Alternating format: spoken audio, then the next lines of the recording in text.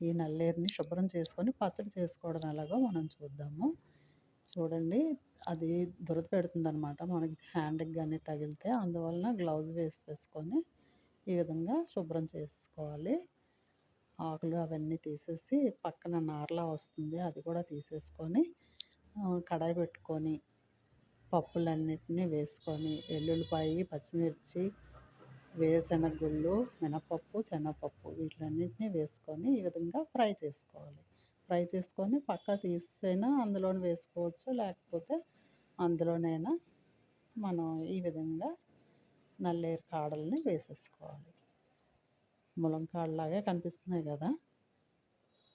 అందువలన ఈ ఈ విధంగా బాగా వేపేసుకొని మనం ఒక చిన్న చింతపండు వేసుకుంటే ఈ విధంగా పచ్చడి తయారైపోతుంది. చాలా అంటే చాలా టేస్టీగా ఉంటుంది. మీరు తప్పకుండా ట్రై చేయండి. నల్లేరు దొరికితే వదిలిపెట్టవద్దు.